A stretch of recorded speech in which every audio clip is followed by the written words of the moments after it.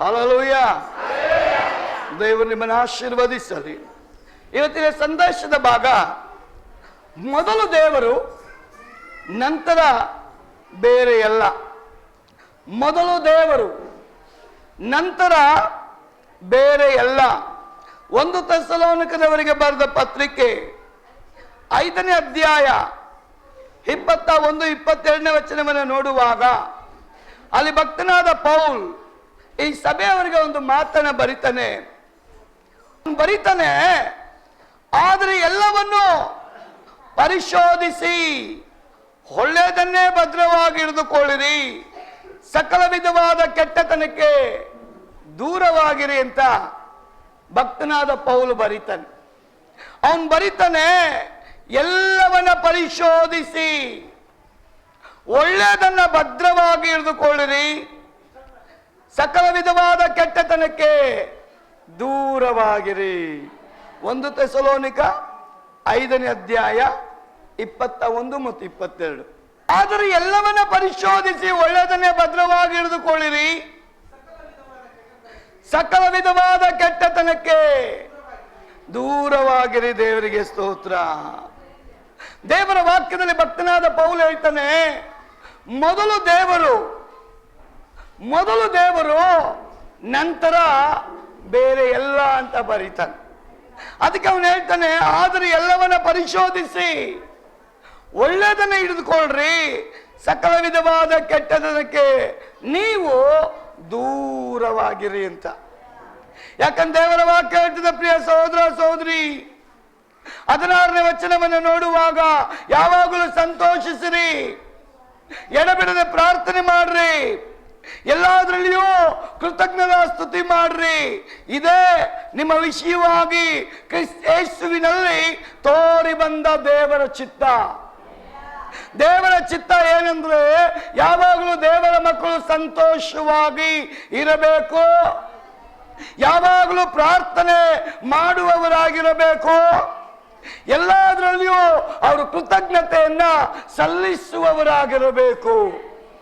ಇದೇ ಕ್ರಿಸ್ತ ಯೇಸುವಿನಲ್ಲಿ ನಮ್ಮ ವಿಷಯದಲ್ಲಿ ದೇವರು ತೋರುವಂತ ತನ್ನ ಚಿತ್ತ.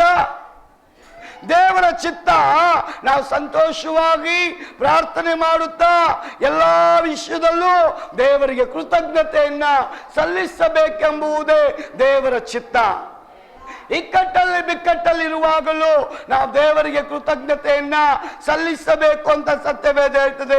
ಫಿಲಿಪ್ಪಿ 4:8 ಪೌಲ್ ಬರೀತಾನೆ, ಕ್ರೈಸ್ತರಿಗೆ ತೋರಿ ಬರುವ ಸದ್ಗುಣ ಕಡೆ ಮಾತೇನೆಂದರೆ, ಸಹೋದರರೇ, ಯಾವುದು ಸತ್ಯವೋ, ಯಾವುದು ಮಾನ್ಯವೋ, ಯಾವುದು ನ್ಯಾಯವೋ, ಯಾವುದು ಶುದ್ಧವೋ, ಯಾವುದು ಪ್ರೀತಿಕರವೋ, ಯಾವುದು ಮನೋಹರವೋ ಆಗಿದೆಯೋ, ಯಾವುದು ಸದ್ಗುಣವಾಗಿದೆಯೋ, ಯಾವುದು ಕೀರ್ತಿಗೆ ಯೋಗ್ಯವಾಗಿದೆಯೋ ಅವೆಲ್ಲವನ್ನ ನೀವು ನಿಮ್ಮ ಗಮನಕ್ಕೆ, ಲಕ್ಷ್ಯಕ್ಕೆ ನೀವು ತಂದುಕೊಳ್ಳ್ರಿ. ಪೌಲ ಹೇಳ್ತಾನೆ ಏನಂತ ಅಂದ್ರೆ, ಕ್ರೈಸ್ತರಿಗೆ ತೋರಿ ಬರುವ ಸದ್ಗುಣ ಅಂದ್ರೆ ಒಳ್ಳೆಯ ಗುಣ, ಒಳ್ಳೆಯ ಕಾರ್ಯ. ಸದ್ಗುಣ ಅಂದ್ರೆ ಕೆಟ್ಟ ಕಾರ್ಯ ಅಲ್ಲ, ಒಳ್ಳೆ ಕಾರ್ಯ. ಯೆರೆಮೀಯ ಬರೀತಾನೆ, ನಿನ್ನ ದೇವರು ನಿನ್ನ ವಿಷಯದಲ್ಲಿ ಕೆಟ್ಟ ಆಲೋಚನೆ ಅಲ್ಲ, ಒಳ್ಳೆಯ ಆಲೋಚನೆ. ದೇವರು ಹೇಳ್ತಾನೆ, ನಿನ್ನ ಮಕ್ಕಳ ವಿಷಯದಲ್ಲಿ, ದೇವರ ಮಕ್ಕಳ ವಿಷಯದಲ್ಲಿ ದೇವರು ಯೋಚಿಸುವಂತ ಕಾರ್ಯ ಕೆಟ್ಟ ಕಾರ್ಯ ಅಲ್ಲ, ಒಳ್ಳೆಯ ಕಾರ್ಯ. ಪ್ರವಾದಿ ಹೇಳ್ತಾನೆ, ಪ್ರಿಯ ದೇವ ಜನರೇ, ನೀವು ಆರಾಧನೆ ಮಾಡುವಂತ ದೇವರು ನಿಮ್ಮ ಹುಟ್ಟಿದ ದಿನದಲ್ಲಿ ಮಾತ್ರ ಒಳ್ಳೆಯ ಕಾರ್ಯ ಮಾಡಲ್ಲ, ಎಲ್ಲ ದಿನ ದೇವರು ಯೋಚಿಸುವಂತ ಕಾರ್ಯ ಒಳ್ಳೆಯ ಕಾರ್ಯ, ಕೆಟ್ಟ ಕಾರ್ಯ ಅಲ್ಲ. ಕೆಟ್ಟದನ್ನ ಬಯಸೋದು ಸೈತಾನನು, ಒಳ್ಳೆಯದನ್ನ ಬಯಸೋದು ದೇವರು. ಕೆಟ್ಟದನ್ನ ಬಯಸೋದು ಸೈತಾನ, ಕೆಟ್ಟ ಆಲೋಚನೆ ಮಾಡುವುದು ಸೈತಾನ, ಕೆಡುಕು ಮಾಡುವುದು ಸೈತಾನ, ಕಳ್ಳತನ ಮಾಡುವುದು ಸೈತಾನ, ಹಾಳು ಮಾಡುವುದು ಸೈತಾನ, ನಾಶ ಮಾಡುವುದು ಸೈತಾನ. ಒಳ್ಳೆಯದನ್ನ ಬಯಸೋದು ನೀನು ಆರಾಧನೆ ಮಾಡುವಂತ ದೇವರು. ಹಲ್ಲೆಲೂಯಾ. ಅದಕ್ಕೆ ಭಕ್ತನಾದ ಪೌಲ ಹೇಳ್ತಾನೆ, ಎಲ್ಲವನ್ನ ಪರಿಶೋಧಿಸಿ. ನಾವು ಯಾವುದನ್ನ ಪರಿಶೋಧಿಸ್ತಾ ಇದ್ದೀವಿ ಇವತ್ತು? ಒಡವೆ ಅಂಗಡಿಗೆ ಹೋಗಿ ಕೇಳ್ತೀವಿ, ಇದು ಯಾವ ಕ್ಯಾರೆಕ್ಟರ್, ಯಾವ ಮಾರ್ಕ್ ಇದೆ ಇದ್ರ ಮೇಲೆ ಹೇಳ್ರಿ? 916. ಅದು ಮೇಲಕ್ಕೆ ಹೋಗೋ ಕೋಡ್ ನಂಬರ್. ಯಾವ ಮೇಲಕ್ಕೆ? ನರಕದ ಕೋಡ್ ನಂಬರ್ ಅಂತದು. ನಾವೆಲ್ಲ ಹೋಗಿ ಕೇಳ್ತೀವಿ, ಅಪ್ಪ 916 ಐತಾ ಇದ್ರಲ್ಲಿ ಅಂತ. ಇವನ್ ದೇವರು ಹೇಳ್ತಾನೆ 916 ಪರಲೋಕಕ್ಕೆ ಕೊಂಡೋಗುವಂತ ಕೋಡ್ ಅಲ್ಲ ಅದು, ನರ್ಕದ ಹಾದಿಯನ್ನ ತೋರಿಸುವಂತ ಕೋಡ್. ನಾವು ಯಾವುದನ್ನ ಕೂಡಿಟ್ಕೊಳ್ತಾ ಇದ್ದೇವೆ? ದೇವರ ಆಶೀರ್ವಾದವನ್ನ ಕೂಡಿಟ್ಕೊಳ್ತಾ ಇದ್ದೇವಾ? ಯಾವ ರೀತಿಯಲ್ಲಿ ಶತ್ರು ನಮ್ಮ ಒಳಗೆ ನುಸುಳ್ತಾ ಇದ್ದಾನೋ ನಮಗೆ ಗೊತ್ತಾಗ್ತಾ ಇಲ್ಲ.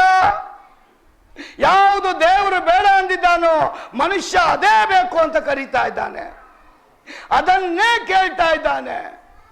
ದೇವರ ಅಪೇಕ್ಷೆ ಪಡೆದಂತ ಕಾರ್ಯಗಳನ್ನ ಮನುಷ್ಯ ಅಪೇಕ್ಷೆ ಪಡ್ತಾ ಇದ್ದಾನೆ. ಕಾರಣ ಏನ್? ಶತ್ರು ದೇವರಿಗೆ ವಿರುದ್ಧವಾಗಿ ನಮ್ಮನ್ನು ನಿಲ್ಲಿಸ್ತಾ ಇದ್ದಾನೆ. ದೇವರಿಗೆ ವಿರುದ್ಧವಾಗಿ ನಾವು ನಿಂತುಕೊಳ್ಳೋದನ್ನ ಶತ್ರು ಬಯಸ್ತಾ ಇದ್ದಾನೆ. ಆದ್ರೆ ಪೌಲ್ ಬರೀತಾನೆ, ಎಲ್ಲವನ್ನ ಪರಿಶೋಧಿಸಿರಿ, ಯಾವುದು ಸರಿಯಾದದ್ದು, ಯಾವುದು ಸರಿಯಲ್ಲದ್ದು, ಯಾವುದು ಒಳ್ಳೆಯದು, ಯಾವುದು ಕೆಟ್ಟದ್ದು, ಯಾವುದು ಸತ್ಯ, ಯಾವುದು ಅಸತ್ಯ, ಯಾವುದು ಧರ್ಮ, ಯಾವುದು ಅಧರ್ಮ, ಯಾವುದು ದೇವರು, ಯಾವುದು ದೇವರಲ್ಲ, ಯಾವುದು ಪರಲೋಕ, ಯಾವುದು ನರಕ, ಅದನ್ನ ಪರಿಶೋಧಿಸಿ ಪರೀಕ್ಷೆ ಮಾಡೋದಕ್ಕೆ ನಮ್ಮ ಕೈಲಿ ಆಗ್ತಾ ಇಲ್ಲ. ಒಳ್ಳೇದು ಯಾವುದು, ಕೆಟ್ಟದ್ದು ಯಾವುದು ನಮಗೆ ಗೊತ್ತಾಗ್ತಾ ಇಲ್ಲ. ಸರಿ ಯಾವುದು, ತಪ್ಪು ಯಾವುದು ನಮಗೆ ಗೊತ್ತಾಗ್ತಾ ಇಲ್ಲ. ಅದನ್ನ ತಿಳಿಯಪಡಿಸೋದೆ ಸತ್ಯವೇದ. ಅದಕ್ಕೆ ಅದರ ಹೆಸರು ಸತ್ಯವೇದ. ಅದನ್ನು ಯಾರು ಧ್ಯಾನ ಮಾಡ್ತಾರೋ, ಅದರಿಂದ ಯಾರು ಫಾಲೋ ಮಾಡ್ತಾರೋ, ಸತ್ಯವೇದ ಹೇಳ್ತದೆ, ಅವರು ಸತ್ಯ ಮಾರ್ಗವನ್ನು ಹಿಡಿಯಲ್ಪಟ್ಟವರಾಗಿ ಪರಲೋಕವನ್ನು ಕಾಣತಕ್ಕವರಾಗಿದ್ದಾರೆ.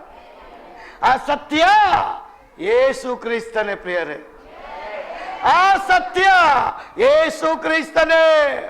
ಯೇಸುವನ್ನು ಯಾರು ಹಿಂಬಾಲಿಸ್ತಾರೋ, ಯೇಸುವನ್ನು ಯಾರು ಕಂಡುಕೊಳ್ತಾರೋ, ಸತ್ಯವೇದ ಹೇಳ್ತದೆ ಅವರನ್ನು ಯೇಸು ಕೈ ಬಿಡಲ್ಲ.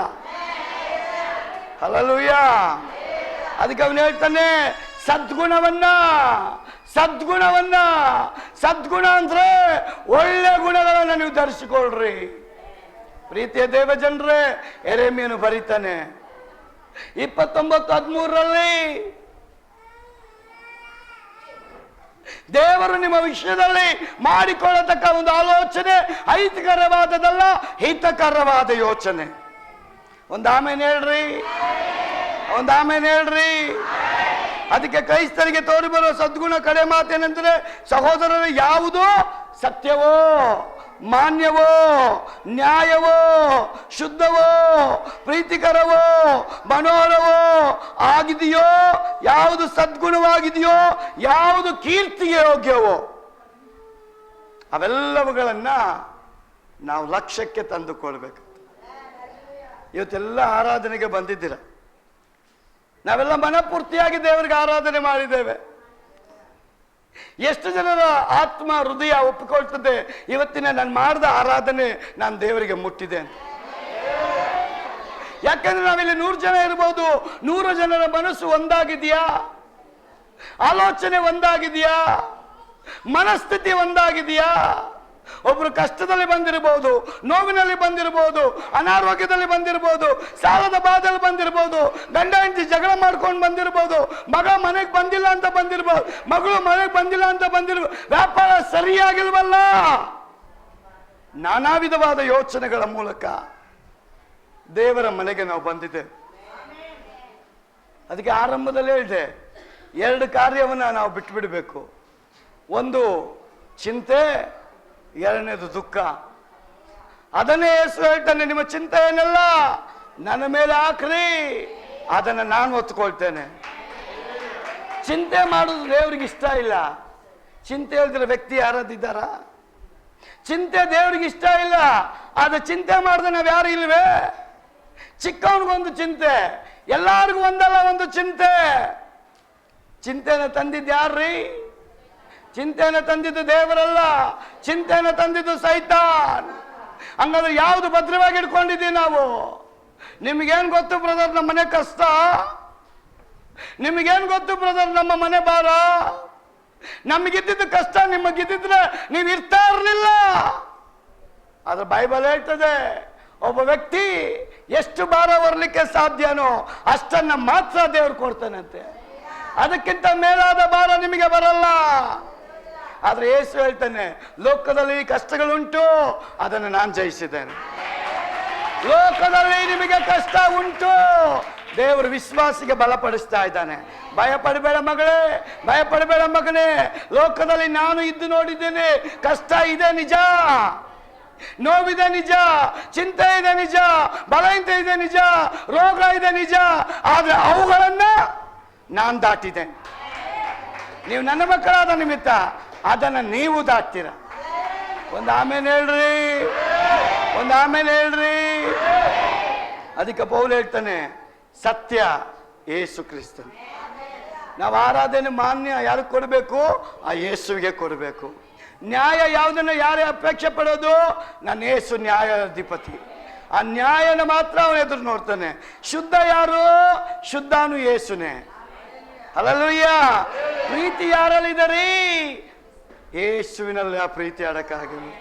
ಕ್ರಿಸ್ತನ ರೀತಿಯಲ್ಲಿ ಪ್ರೀತಿ ಮಾಡೋಕ್ಕೆ ಲೋಕದಲ್ಲಿ ಯಾರಿಗಾದ್ರೂ ಸಾಧ್ಯ ಇದೆಯಾ? ದೇವರು ನಮ್ಮ ಮೇಲೆ ಪ್ರೀತಿ ಇಟ್ಟ ನಿಮಿತ್ತ ತನ್ನ ಒಬ್ಬನೇ ಮಗನನ್ನು ಕೊಟ್ಟು ಬಿಟ್ಟ. ಹಲ್ಲೆಲೂಯ. ದೇವರು ಲೋಕದ ಮೇಲೆ ಪ್ರೀತಿಯನ್ನಿಟ್ಟು ತನ್ನ ಒಬ್ಬನೇ ಮಗನನ್ನ ಯಾರಿಗಾಗಿ? ನನಗಾಗಿ ನಿನಗಾಗಿ ಕಳಿಸಿಕೊಟ್ಟಿದ್ದ. ಆ ಪ್ರೀತಿಯನ್ನು ನೋಡಿ ಪ್ರೀತಿ ಉಳ್ಳವರಾಗಿದ್ದೇವೆ ನಾವು. ಕ್ರಿಸ್ತನ ಪ್ರೀತಿ ನಮ್ಮಲ್ಲಿ ನೆಲೆಗೊಂಡಿದೆಯಾ? ಪ್ರಿಯ ದೇವಜನರೇ, ಮನೋಹರವೂ ಆಗಿದೆಯೋ? ಯಾವುದು ಸದ್ಗುಣ ಮತ್ತು ಯಾವುದು ಕೀರ್ತಿಗೆ ಯೋಗ್ಯವೋ ಅವುಗಳನ್ನ ನಿಮ್ಮ ಮನಸ್ಸಿಗೆ ನೀವು ತಂದುಕೊಳ್ಳ್ರಿ ಅಂತ ಭಕ್ತನಾದ ಪೌಲ್ ಹೇಳ್ತಾನೆ. 2 ತಿಮೋಥಿ 2ನೇ ಅಧ್ಯಾಯ 15 ಮತ್ತು 16ರಲ್ಲಿ ನಾವು ನೋಡುವಾಗ, ನೀವು ದೇವರ ದೃಷ್ಟಿಗೆ ಯೋಗ್ಯವಾಗಿ ಕಾಣಿಸಿಕೊಳ್ಳುವುದಕ್ಕೆ ಪ್ರಯಾಸ ಪಡಿ. ಒಂದು ಅಲ್ಲೇಲು ಹೇಳ್ರಿ. ಪೌಲ್ ಹೇಳ್ತಾನೆ ತಿಮೋತಿಗೆ, ನೀನು ದೇವರ ದೃಷ್ಟಿಗೆ, ಯಾರ ದೃಷ್ಟಿಗೆ? ಪೌಲ್ ಹೇಳ್ತಾನೆ ತಿಮೋತಿ, ನೀನ್ ನನ್ನ ದೃಷ್ಟಿಗಲ್ಲ, ಸಭೆಯವರ ದೃಷ್ಟಿಗೆ ಮಾತ್ರ ಅಲ್ಲ, ನಿನ್ನನ್ನು ಕರೆಯಲ್ಪಟ್ಟಂತ ದೇವರ ದೃಷ್ಟಿಗೆ, ಆರಿಸಲ್ಪಟ್ಟಂತ ದೇವರ ದೃಷ್ಟಿಗೆ, ತಾಯಿ ಗರ್ಭದಲ್ಲಿ ಪಿಂಡವಾಗಿರುವಾಗಲೇ ನಮಗೆ ಸಂತೋಷ. ಒಂದು ಪ್ರವಾದಿ ಯಾರಾದ್ರೂ ಬಂದು, ಇಲ್ಲ ಸೇವಕರು ಯಾರಾದ್ರೂ ಬಂದು, ಸಿಸ್ಟರ್ ನಿಮ್ಮನ್ನು ತಾಯಿ ಗರ್ಭದಲ್ಲೇ ದೇವರು ಆರಿಸ್ಕೊಂಡ್ರು ಅಂದಾಗ ನಮ್ಮ ಒಳಗಡೆ ಸಂತೋಷ. ಹೌದಾ ದೇವರೇ, ನನ್ನನ್ನು ನೀನು ಒಳಗೆ ಆರಿಸ್ಕೊಂಡ ಅಂತ. ಅದು ನಮ್ಮ ಸೌಭಾಗ್ಯ, ಅದು ನಮ್ಮ ಭಾಗ್ಯ.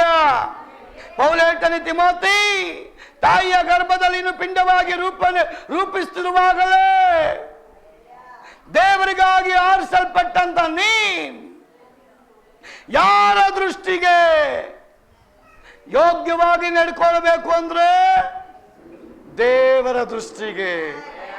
ಹಲ್ಲೆಲೂಯ. ಎಷ್ಟು ಜನ ದೇವರಿಗೆ ಗೌರವ ಕೊಡ್ಬೇಕಂತ ಅಪೇಕ್ಷೆ ಮಾಡ್ತಾರೆ? ರೆಸ್ಪೆಕ್ಟ್ ಆಗಿ ಇರಬೇಕು. ದೇವರ ಹತ್ರ ಇಷ್ಟಪಡ್ತೀರಾ? ನಿಜವಾಗ್ಲೂ ಇಷ್ಟಪಡ್ತೀರಾ? ನಿಜವಾಗ್ಲೂ ಇಷ್ಟಪಡ್ತೀರಾ? ಎಲ್ಲ ನಾಮಕ್ಕಿಂತ ಬೇಡಾದ ನಾಮ ಯಾವುದು? ಒಪ್ಕೊಳ್ತೀರಾ? ಒಪ್ಕೊಳ್ತೀರಾ? ನಮ್ಮ ಮಧ್ಯದಲ್ಲಿ ಯೇಸು ಇದ್ದಾನೆ ಅಂತ ಒಪ್ಕೊಳ್ತೀರಾ? ಒಪ್ಕೊಳ್ತೀರಾ? ಅವಾಗ ಯೇಸು ಇದ್ದಾಗ ನಮ್ಮ ಒಂದು ವರ್ತನೆ ಹೆಂಗಿರ್ಬೇಕು? ರೆಸ್ಪೆಕ್ಟ್ಫುಲ್ ಆಗಿರ್ಬೇಕು. ಕಾರಣ ನಮ್ಮ ಮಧ್ಯದಲ್ಲಿ ದೇವರಿದ್ದಾನೆ. ನಮ್ಮ ಮಧ್ಯದಲ್ಲಿ ದೇವರಿದ್ದಾನೆ. ದೇವರಿದ್ದಾಗ ಒಬ್ಬ ಮಾಮೂಲಿ ಆಫೀಸರ್ ಇದ್ರೆ ನಾವು ಹೆಂಗಿರ್ತೀವಿ? ಮಾತಾಡ್ತೀವ?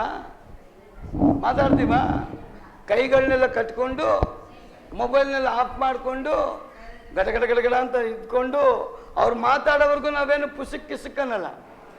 ಆಫೀಸರ್ ಅಂತ, ಅವ್ರು SP ಅಂತ, ಅವರು DC ಅಂತ, ಅವರು ಜಡ್ಜ್ ಅಂತ, ಉತ್ತಮವಾದ ಉದ್ಯೋಗದಲ್ಲಿ ಇರುವಂಥ ವ್ಯಕ್ತಿಗಳನ್ನು ನೋಡಿ ನಾವೆಷ್ಟು ರೆಸ್ಪೆಕ್ಟ್ ಕೊಡ್ತೀವ್ರಿ? ಸರ್ವಶಕ್ತನಾದ ದೇವರೇ ನಮ್ಮ ಮಧ್ಯದಲ್ಲಿದ್ದಾನೆ ಅಂದಾಗ ನಮ್ಮ ವರ್ತನೆ ಹೆಂಗಿರಬೇಕು? ಭಯಭಕ್ತಿಯಿಂದ ಇರಬೇಕು. ದಾವೀದ ಹೇಳ್ತಾನೆ, ದೇವರ ಮನೆಗೆ ಬರುವಾಗ ನೀವು ಹೆಂಗ್ ಬರಬೇಕು ಗೊತ್ತಾ? ಭಯಭಕ್ತಿಯಿಂದ ನಡುಗುತ್ತಾ ಬನ್ರಿ. ನಡಗೋದು ಅಂದ್ರೆ ನಮ್ಮ ಬಾಡಿ ಶೇಕ್ ಆಗೋದಲ್ರಿ, ರೆಸ್ಪೆಕ್ಟ್ ತೋರಿಸೋದು. ದೇವರಿದ್ದಾನೆ ಅಂತ ಗೌರವದಿಂದ ನಡ್ಕೊಳ್ಳೋದು.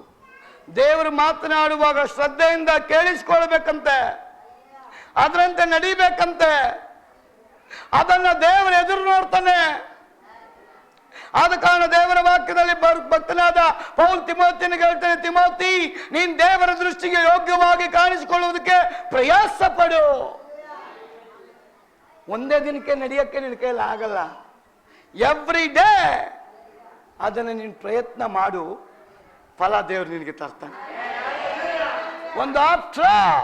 ಒಂದು ಕಪ್ಪನ್ನ ಗೆಲ್ಲೋಕ್ಕೋಸ್ಕರ ಎಷ್ಟೋ ವರ್ಷಗಳ ಪ್ರಯಾಸ ಪಡ್ತೀವಲ್ಲ, ಒಂದು ಪ್ರೈಸ್ ಅನ್ನು ತೆಗೆದುಕೊಳ್ಳೋದಕ್ಕೋಸ್ಕರ, ಬಹುಮಾನ ಹೊಂದೋದಕ್ಕೋಸ್ಕರ, ಎಲ್ಲರ ಮುಂದೆ ನಮ್ಮ ಹೆಸರು ಮೇಲೆ ಬರಲಿ ಅಂತ ಎಷ್ಟೊಂದು ಪ್ರಯಾಸ. ಎಕ್ಸಾಮ್ಗಳಲ್ಲಿ ಮಕ್ಕಳು ಟಾಪರ್ ಆಗುವುದಕ್ಕೋಸ್ಕರ, ಫಸ್ಟ್ ಕ್ಲಾಸ್ ಅಲ್ಲಿ, ಡಿಸ್ಟಿಂಕ್ಷನ್ ನಲ್ಲಿ ನನ್ನ ಮಗಳು ನನ್ನ ಮಗ ಮೇಲೆ ಬರಬೇಕು ಅಂತ ಆ ಮಕ್ಕಳಿಗೆ ಏನ್ ಪ್ರೆಷರ್! ಓದು ಓದು ಓದು ಓದು ಓದು ಅಂತ. ಕಾರಣ ಏನ್? ಮುಂಚೆ ಆದ್ರೂ ಒಂದು ದಿನ ಇತ್ರಿ, ನನ್ನ ಮಗು ಪಾಸ್ ಆದ್ರೆ ಸಾಕು ಅಂತ. ಈಗ ಜಸ್ಟ್ ಪಾಸ್ ಆದ್ರೆ ಯಾರು ಒಪ್ಪಲ್ಲ, 100ಗೆ 99.9 ಬರಬೇಕಂತ. ಕಾರಣ ಏನ್? ಆ ಮಾರ್ಕ್ಸ್ ಕಾರ್ಡ್ ನಿಮ್ಮನ್ನ ಪರಲೋಕಕ್ಕೆ ಕರ್ಕೊಂಡು ಹೋಗಲ್ಲ. ಅದ್ರ ಭಕ್ತನಾದ ಪೌಲ್ ತಿಮೋತಿಯನಿಗೆ ಹೇಳ್ತಾನೆ, ನಿನ್ನ ಮಾರ್ಕ್ಸ್ ಕಾರ್ಡ್ ಅಲ್ಲಿ ಆತ್ಮಿಕ ಜೀವಿತದ ಮಾರ್ಕ್ಸ್ ಒಂದು ಮಾರ್ಕ್ಸ್ ಕಡಿಮೆ ಆಗದ ಹಾಗೆ ದೇವರ ದೃಷ್ಟಿಯಲ್ಲಿ ಯೋಗ್ಯನಾಗಿ ಕಾಣುವುದಕ್ಕೋಸ್ಕರ ಹಗಲು ರಾತ್ರಿ ಪ್ರಯಾಸ ಪಡು.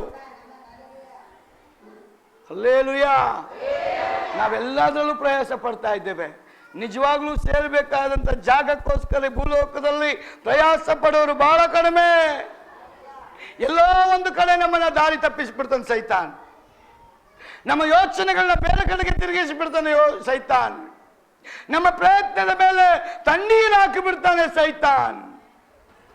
ಚೆನ್ನಾಗೇ ಹೋಗ್ತಾ ಇರ್ತದೆ ನಮ್ಮ ಗಾಡಿ, ಎಲ್ಲಿ ಮಿಸ್ ಹೊಡೆಯುತ್ತೆ ಗೊತ್ತಾಗೋದೇ ಇಲ್ಲ, ಎಲ್ಲಿ ಬ್ರೇಕ್ ಕಟ್ ಆಗುತ್ತೆ ಗೊತ್ತಾಗಲ್ಲ, ಎಲ್ಲಿ ಆಕ್ಸಿಡೆಂಟ್ ಆಗುತ್ತೆ ಗೊತ್ತಾಗಲ್ಲ.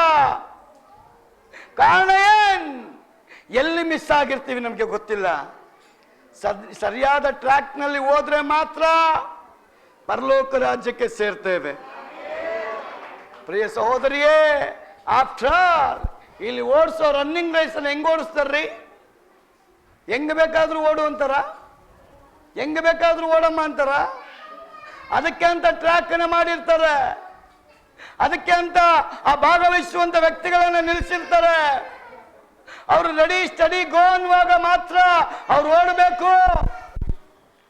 ಅವ್ರು ಎಷ್ಟು ಕಿಲೋಮೀಟರ್ ಓಡಬೇಕು ಅಂತ ಮೊದಲೇ ಹೇಳಿರ್ತಾರೆ. ಯಾವ ಟ್ರ್ಯಾಕ್ ಅಲ್ಲಿ ಓಡಬೇಕು ಆ ಟ್ರ್ಯಾಕ್ ಅಲ್ಲಿ ಮಾತ್ರ ಆ ವ್ಯಕ್ತಿ ಓಡಬೇಕು. ಒಂದು ವೇಳೆ ಆ ಟ್ರ್ಯಾಕ್ ಅನ್ನು ಬಿಟ್ಟು ಪಕ್ಕದ ಟ್ರ್ಯಾಕ್ಗೆ ಆತ ಬಂದು ಬಿಟ್ರೆ ಅವನಿಗೆ ಬಹುಮಾನ ಕೊಡಲ್ಲ. ಅದು ಅವನ ಓಟವನ್ನ ಸರಿಯಾದ ರೀತಿಯಲ್ಲಿ, ಸರಿಯಾದ ಸಮಯದಲ್ಲಿ, ಸರಿಯಾದ ಜಾಗಕ್ಕೆ ಎಲ್ಲರಿಗಿಂತ ಅವನು ಮೊದಲು ಓಡಿದಲ್ಲಿ ಅವನಿಗೆ ಬಹುಮಾನ. ಹೆಂಗೆಂಗೋ ಓಡಿದವನಿಗೆ ಬಹುಮಾನ ಕೊಡಲ್ಲ ಈ ಲೋಕ. ಹಾಗಾದ್ರೆ ಪರಲೋಕಕ್ಕಾಗಿ ಓಡುವಂತ ನಾವುಗಳು ಲೋಕದಲ್ಲಿ ಹೆಂಗೆಂಗೋ ಓಡೋದ್ರಿಂದ ಪರಲೋಕದಲ್ಲಿ ನಮಗೆ ಸ್ಥಾನಮಾನ ಸಿಗಲ್ಲ. ಅದಕ್ಕೆ ಭಕ್ತನಾದ ಪೌಲ ಹೇಳ್ತಾನೆ, ತಿಮೋತಿ, ದೇವರ ದೃಷ್ಟಿಯಲ್ಲಿ ದೇವರನ್ನೇ ಮೊದಲಿಟ್ಟುಕೊಂಡು ಎಲ್ಲಾದ್ರಲ್ಲೂ ದೇವರಿಗೆ ಮೊದಲನೇ ಸ್ಥಾನವನ್ನು ಕೊಟ್ಟು, ದಾವೀದ ಹೇಳ್ತಾನೆ, ದೇವರೇ ನನ್ನ ಕಣ್ಣು ಮುಂದೆ ನಿನ್ನನ್ನು ನಾನು ಇಟ್ಟುಕೊಂಡಿದ್ದೇನೆ. ನಾನು ಕಣ್ಣು ಓಪನ್ ಮಾಡಿದಾಗ ನೀನು ನನಗೆ ಕಾಣಬೇಕಪ್ಪ. ಕಣ್ಣು ಓಪನ್ ಮಾಡಿದಾಗ ನಾನು ನಿನಗೆ ಕಾಣಬೇಕು. ನಾನು ಯಾವಾಗೆಲ್ಲ ಕಣ್ಣು ಓಪನ್ ಮಾಡ್ತೀನೋ ನನ್ನ ಮುಂದೆ ನೀನಿರಬೇಕು ಸ್ವಾಮಿ. ಅವನು ಹೇಳ್ತಾನೆ, ನಾನು ಆಲಯದ ಮುಂದೆ ಅಲ್ಲ, ಆಲಯದ ಬಾಗಿಲಲ್ಲಿ. ನೀನು ಆಲಯದ ಬಾಗಿಲಲ್ಲಿ ನಿಂತ್ಕೊಂಡು ನಾನು ಕಣ್ಣು ಓಪನ್ ಮಾಡುವಾಗಲ್ಲ ನೀನು ನನ್ನ ಮುಂದೆ ಕಾಣಬೇಕು. ಪ್ರೀತಿಯ ದೇವಜನರೇ, ಪೌಲ ಹೇಳ್ತಾನೆ, ತಿಮೋತಿ, ದೇವರ ದೃಷ್ಟಿಯಲ್ಲಿ ಸರಿಯಾದ ವ್ಯಕ್ತಿಯಾಗಿ, ಸತ್ಯದ ವ್ಯಕ್ತಿಯಾಗಿ, ನೀತಿಯ ಗುಣಗಳನ್ನು ಧರಿಸಲ್ಪಟ್ಟ ವ್ಯಕ್ತಿಯಾಗಿ ಕಾಣಲ್ಪಡಬೇಕು ಅಂದ್ರೆ ಹಗಲು ರಾತ್ರಿ ನೀನ್ ಪ್ರಯಾಸ ಪಡು. ನಿನ್ನನ್ನು ನೀನ್ ಯಾರಿಗೂ ಮಾರ್ಕೊಳ್ಬೇಡ, ಯಾರಿಗೂ ಬಿಟ್ಕೊಡ್ಬೇಡ. ಯಾರೇನು ಹೇಳಿದ್ರು ಪರವಾಗಿಲ್ಲ, ಹೊಗಳಿದ್ರು, ತಗೊಳಿದ್ರು, ಬೈದ್ರು, ಹೀಯಾಳಿಸಿದ್ರು, ಅವಮಾನ ಮಾಡಿದ್ರು, ಏನು ಮಾಡಿದ್ರು, ನಿನ್ ಕರ್ತನನ್ನೇ ನೋಡಿ ಓಡು. ನಿನ್ನ ಕಾನ್ಸಂಟ್ರೇಷನ್ ಪರಿಪೂರ್ಣವಾಗಿ ಯೇಸು ಮೇಲೆ ಇಡು. ಆಗ ನಿನ್ ಗುರಿನ ಮುಟ್ಟುತ್ತೀಯ. ಆಗ ನೀನು ಹಾಕಿಕೊಂಡಂತ ಗುರಿನ ಮುಟ್ಟುವವನಾಗಿರ್ತೀಯ. ಸತ್ಯವೇದದ ಗುರಿಯನ್ನ ಮುಟ್ಟುವವನಾಗಿರ್ತೀಯ. ಸದ್ಗುಣಗಳನ್ನ ಮುಟ್ಟುವವನಾಗಿರ್ತೀಯ. ಆ ದರ್ಶನವನ್ನ ನೆರವೇರಿಸುವಂತ ಬಲದೊಂದಿಗೆ ನೀನು ಓಡತಕ್ಕವನಾಗಿರ್ತೀಯ. ಪೌಲ್ ತನ್ನ ಜೀವನದ ಅನುಭವವನ್ನ ತಿಮೋತಿಯನಿಗೆ ಕಲಿಸಿಕೊಡ್ತಾನೆ. ಆದ ಕಾರಣ ಪ್ರಿಯ ದೇವಜನರೇ, ಪೌಲ್ ಹೇಳ್ತಾನೆ, ಮೊದಲು ದೇವರು, ನಂತರ ಬೇರೆಯಲ್ಲ. ಮೊದಲು ದೇವರು, ನಂತರ ಬೇರೆಯಲ್ಲ ಅಂತೆ. ಒಂದು ಆಮೇಲೆ ಹೇಳ್ರಿ. ಅದಕ್ಕೆ ಅವನು ಹೇಳ್ತಾನೆ, ಅವಮಾನಕ್ಕೆ ಗುರಿಯಾಗದ ಕೆಲಸದವನು, ಸತ್ಯವಾಕ್ಯವನ್ನು ಸರಿಯಾಗಿ ಉಪದೇಶಿಸುವವನು ಆಗಿರು. ಅವಮಾನಕ್ಕೆ ಗುರಿಯಾಗದ ಅರ್ಥ ಏನು? ಬೇಗ ಬೇಗ ಹೇಳ್ರಿ. ಅವಮಾನಕ್ಕೆ ಗುರಿಯಾಗದ ಗೊತ್ತಿಲ್ವಾ? ಏನು ಅವಮಾನಕ್ಕೆ ಗುರಿಯಾಗದ ಅಂತ?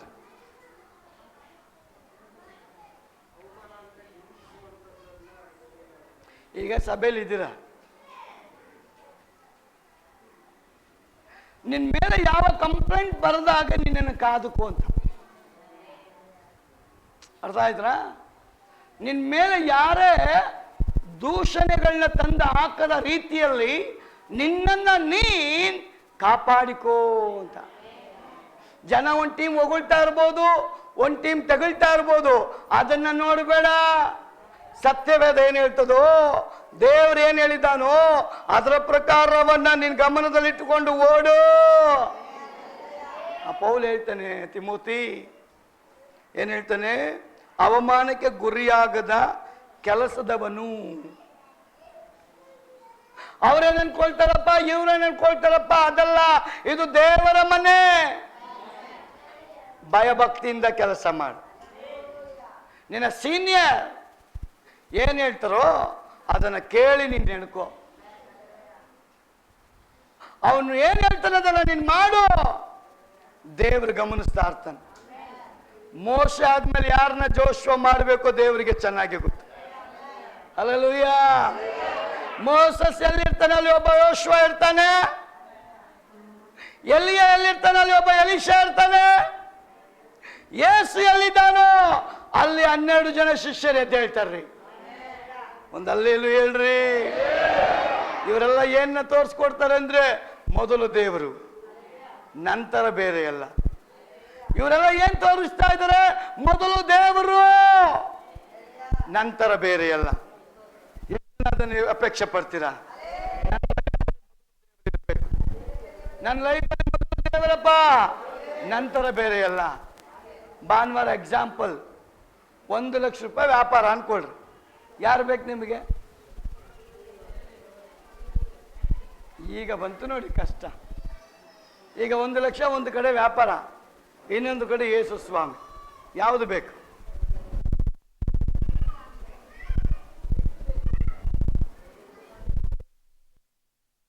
ಜನ ಯೇಸು ಬೇಕಂತೀರ. ಇಷ್ಟ ಎತ್ತಿದ್ರೆ ಏನ್ ಗೊತ್ತಾ ಅರ್ಥ? ಅರ್ಧ ಬರ್ಧ ಅಂತ. 50-50 ಕ್ರ್ಯಾಕ್ ಜಾಕ್ ಬಿಸ್ಕೆಟ್ ಅಲ್ಲ, ಪೂರ್ತಿಯಾಗಿ ಸ್ವಾಮಿ. ಅದಕ್ಕೆ ಪೌಲ ಹೇಳ್ತಾನೆ, ಕ್ರಿಸ್ತನ ನಿಮಿತ್ತ ನನಗೆ ನಷ್ಟವಾಗ್ತಲ್ಲ, ಅದೇ ನನಗೆ ಲಾಭ. ಕ್ರಿಸ್ತನ ನಿಮಿತ್ತ ಏನೆಲ್ಲ ನನಗೆ ನಷ್ಟ ಆಗಿ ಕಾಣ್ತಾ ಇದೆಯೋ ಅದೇ ನನಗೆ ಲಾಭ, ಅದೇ ನನಗೆ ಲಾಭ. ಜನ ಬಂದು ಹೇಳ್ತಾರೆ, ಸಿಸ್ಟರ್ ವ್ಯಾಪಾರಕ್ಕೆ ಹೋಗ್ರಿ, ಇವತ್ತು ಒಳ್ಳೆ ಜಾತ್ರೆ ನಡೀತಾ ಇದೆ, 1,00,000 ವ್ಯಾಪಾರ. ನೀನು ಅದನ್ನು ತ್ಯಜಿಸಿ ಕರ್ತನಿಗಾಗಿ ಬಂದ್ರೆ 2,00,000 ದೇವ್ರು ಕೊಡೋಕೆ. ಆ ದಿಲ್ ಅಂದ್ರೆ ಆ ಹೃದಯ ನಮ್ಗಿರ್ಬೇಕು, ಆ ಗಟ್ಟಿಯಾದ ಹೃದಯ ನಮ್ಗಿರ್ಬೇಕು. ನನ್ನ ದೇವ್ರು ಕೊಟ್ಟೇ ಕೊಡ್ತಾನೆ ಅಂತ. ವ್ಯಾಪಾರನೇ ಇಲ್ವಾ? ದೇವರಿಗೆ ಸ್ತೋತ್ರ. ದೇವರ ಅನುಮತಿ ಇಲ್ಲದೆ ನಿಮಗೆ 1 ರೂಪಾಯಿ ಬರಲ್ಲಮ್ಮ. ಎಷ್ಟು ಜನ ನಂಬ್ತೀರಾ? ಯೇಸು ಹೇಳ್ತಾನೆ, ಆಕಾಶನ ನೋಡ್ರಿ, ಅದ್ರಲ್ಲಿ ಆರುವ ಹಕ್ಕಿಗಳನ್ನ ನೋಡ್ರಿ, ಅವು ಬಿತ್ತಲ್ಲ, ಕುಯ್ಯಲ್ಲ, ಅವುಗಳನ್ನ ನಾನೇ ಸಾಕೋದು. ಅವುಗಳಿಗಿಂತ ಹೆಚ್ಚಿನವರು ನೀವು. ನಿಮ್ಗೇನು ಬೇಕು ಅಂತ ನನಗೆ ಗೊತ್ತಿದೆ. ನಿಮ್ಗೆ ಯಾವ ಟೈಮಲ್ಲಿ ಏನು ಕೊಡ್ಬೇಕಂತ ನನಗೆ ಗೊತ್ತಿದೆ. ನಿಮ್ಗೆ ಯಾವಾಗ ಏನು ಕಳಿಸ್ಕೊಡ್ಬೇಕು ಅಂತ ನನಗೆ ಗೊತ್ತಿದೆ.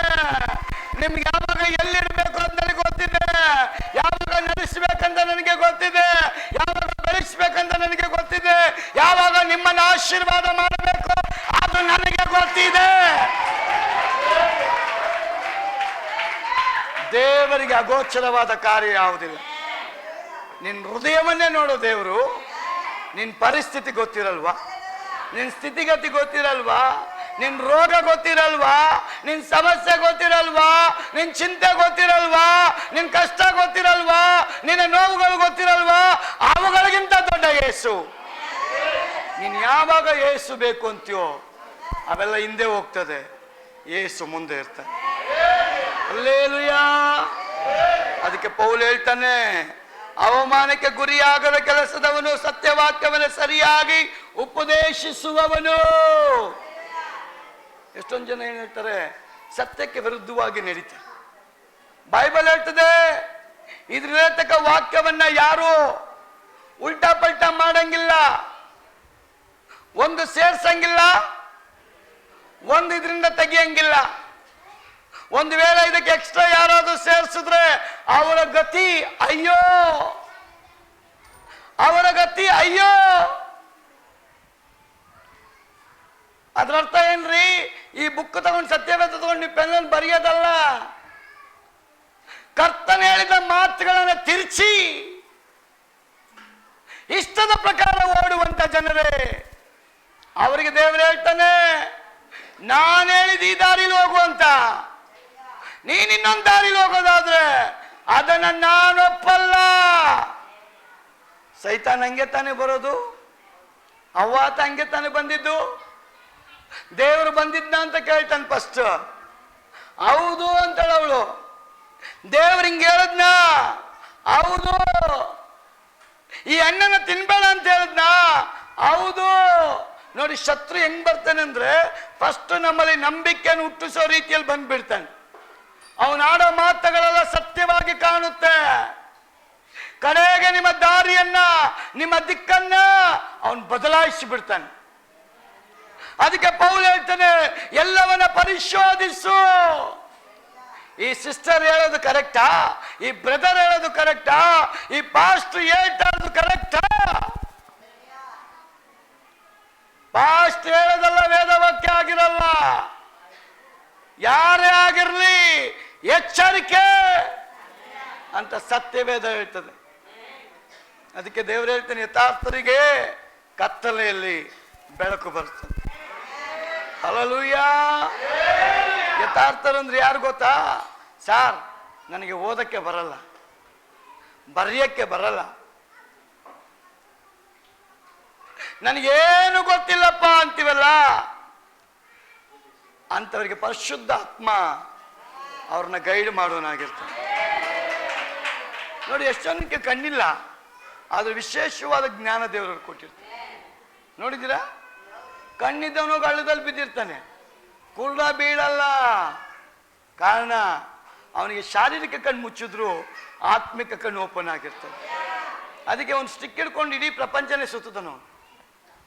ಈಗ ಕುರುಡ್ರ ಓದ್ತಾವ್ರಿ, ನಮಗ್ ಬರಲ್ಲ, ಅವ್ರು ಓದ್ತಾವ್ರೆ.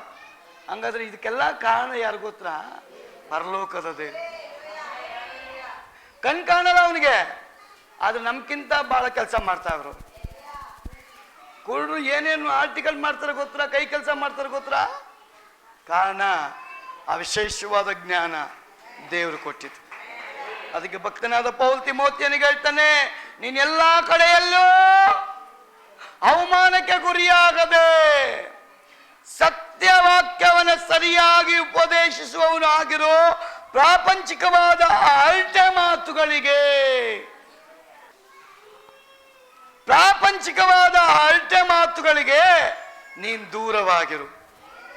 ಇದು ಹೇಳಿ ನಾನು ಮುಗಿಸ್ತೇನೆ. ಅಳತೆ ಮಾತು ಅಂದ್ರೆ, ಈಗ ಚರ್ಚ್ ಮುಗಿದಿದೆ ಅನ್ಕೊಳ್ಳಿ, ಎಕ್ಸಾಂಪಲ್. ಪಾಪ ನೀವು ಮಾಡಿಲ್ಲ, ನಾನು ಹೇಳ್ತಾ ಇಲ್ಲ. ಮುಗಿದಿದೆ, ನಾವೆಲ್ಲ ಹೋಗ್ಬಿಡ್ತೀವಿ, ಮನೆಗೆ ಹೋಗಲ್ರಿ, ಯಾವುದೋ ಒಂದು ಸೋಂಬೇರಿ ಜಗಲಿ ಮೇಲೆ ಕೂತ್ಕೊಂಡ್ಬಿಡ್ತೀವಿ. ಕಲ್ಲು, ಈ ಹಳ್ಳಿ ಮನೆಗಳಲ್ಲಿ ಒಂದು ಮನೆ ಕಟ್ಟಿದ ಪಕ್ಕದಲ್ಲಿ ಒಂದು ಕಲ್ಲು ಹಾಕಿರೋರು, ಏನಕ್ಕೆ? ಊಟ ಆದ್ಮೇಲೆ ಬಂದು ಆರಾಮ್ ತಗೊಳ್ಳಿ ಅಂತ. ಅದಕ್ಕೆ ಏನಂತಾರೆ? ಸೋಂಬೇರಿ ಕಟ್ಟೆ ಅಂತ. ಅಲ್ಲಿ ಕೂತ್ಕೊಳ್ಳೋದು ಯಾರು? ಚುರ್ಕಾದವ್ರು ಯಾರು ಅಲ್ಲಿ ಕೂತಿರಲ್ಲ. ಕೆಲಸ ಇಲ್ಲದೆ ಇರೋರು ಹೋಗಿ ಕೂತ್ಕೊಂಡು ಬಾರಮ್ಮ ಗೌರಮ್ಮ, ಬಾರಮ್ಮ ಮಂಜಮ್ಮ ಅಂತ ಕರಿಯವರೇ ಕೂತ್ಕೊಳ್ಳೋದು. ಕರ್ದು ಏನ್ ಮಾಡ್ತಾರ ಅವರು? ಅವಳು ಓಡೋದ್ಲಂತೆ, ಇವನು ಓಡೋದ್ನಂತೆ, ಅವನ್ನೇನು ಹಾಕೊಂಡಂತೆ, ಇವನ್ ವಿಷ ತಗೊಂಡಂತೆ, ಅವನ್ ಬಾವಿಗಾರದ್ನಂತೆ, ಇವನ್ ಕತೆ ಹಂಗಂತೆ, ಅವನ ಕತೆ ಹಿಂಗಂತೆ. ಎಲ್ಲಿದೆಲ್ಲ ಓಪನ್ ಆಗೋದು? ಎಲ್ಲಿ ಓಪನ್ ಆಗೋದು? ಸುಂಕುತ್ ಕಟ್ಟೆಲ್ಲ, ಯಾವ ಸೋಮಿನ ಕೊಪ್ಪದಲ್ಲ, ಸೋಂಬೇರಿ ಕಟ್ಟೆ. ನಾನೇನಪ್ಪ ಸೋಮಿನ ಕೊಪ್ಪದಲ್ಲಿ ಅಂತ. ಆ ಕಟ್ಟೆಗೆ ಯಾರೆಲ್ಲ ಹೋಗ್ತಾರೋ ಅವ್ರ ಬಾಯಿ ಅಳತೆ ಹೊಡೆಯುತ್ತಂತೆ. ಅಳತೆ ಅಂದ್ರೆ ಏನು? ಇಲ್ದಿರದೇ ಮಾತು. ಆದ್ರೆ ಇದನ್ನೆಲ್ಲ ಕಡಿವಾಣ ಹಾಕುವಂತ ಯಾರು ಹೇಳ್ತಾ ಇರೋದು? ಪೌಲ್ ತಿಮೋತಿಯನ್ಗೆ ಹೇಳ್ತಾ ಇದ್ದ. ಹಂಗಾದ್ರೆ ಪೌಲ್ ತಿಮೋತಿಯನ್ಗೆ ಹೇಳ್ತಾವನೆ ಅಂದ್ರೆ ಅದನ್ನ ಅಕ್ಸೆಪ್ಟ್ ಮಾಡೋ ನಮಗೂ ಅಂದ್ಬಿಟ್ಟು ಮಾತಾಡಬಾರ್ದು ಅಂತ ನಾನು ಹೇಳ್ತಾ ಇಲ್ಲ. ತಪ್ಪು ಮಾಡೋರ್ನ ಮೌನವಾಗಿದ್ರೆ ಪ್ರವಾದಿ ಹೇಳ್ತಾನೆ, ಅವನು ಮುಂದ್ಗಡೆ ಇರೋನು ಪಾಪ ಮಾಡ್ತಾ ಇದ್ದು ನಿನಗೆ ಗೊತ್ತಿದ್ದು ನೀ ಹೇಳ್ದೆ ಹೋದ್ರೆ ಅವನ ದೋಷದ ಫಲ ನಿನ್ನ ಮೇಲೆ ಬಂದು ಬಿಡ್ತದೆ. ಅವನ ದೋಷದ ಫಲ ನಿನ್ನ ಮೇಲೆ ಬಂದು ಬಿಡ್ತದೆ. ಅದಕ್ಕೆ ಮದುವೆ ಆಗಕ್ಕೆ ಮುಂಚೆ ಚರ್ಚಲ್ಲಿ 3 ಅನೌನ್ಸ್ಮೆಂಟ್ ಬ್ಯಾಂಡ್ ಓದ್ತಾರೆ. ಕೇಳಿಸ್ಕೊಂಡಿದ್ದೀರಾ? ಏನಂತ ಓದ್ತಾರೆ? ಹುಡುಗನಿಗಾಗಲಿ ಹುಡುಗಿಗಾಗಲಿ ಯಾವ್ದಾದ್ರು ಲಫಡ ಇದ್ರೆ, ಲಫಡ ಅಂದ್ರೆ ಜಗಳ ಅಲ್ಲ ರೀ, ಕನೆಕ್ಷನ್ ಇದ್ರೆ, ಬೇರೆ ಹುಡುಗಿ ಜೊತೆ ಬೇರೆ ಹುಡುಗನ ಜೊತೆ ಏನಾದ್ರೂ ಅಕ್ರಮ ಸಂಬಂಧಗಳು ಕಂಡು ಬಂದಲ್ಲಿ ಸಭೆ ಮಾತನಾಡಿಕೊಳ್ಳದೆ ಸಭಾಪಾಲಕರಿಗೆ ತಿಳಿಸತಕ್ಕದ್ದು. ಕಾರಣ ಏನ್? ಯಾರ ಮರ್ಯಾದೆ ನಾವು ಕಾಪಾಡ್ತಾ ಇದ್ದೇವೆ? ನೋ, ಯೇಸು ಕ್ರಿಸ್ತನ ಮರ್ಯಾದೆ. ಯಾರ ಮರ್ಯಾದೆ ಕಾಪಾಡಬೇಕು ನಾವು? ದೇವರ ಮರ್ಯಾದೆಯನ್ನ ಆಲಯದಲ್ಲಿ ತಕ್ಕ ಜನಗಳು ಕಾಪಾಡಬೇಕು. ಎಲ್ಲಿ?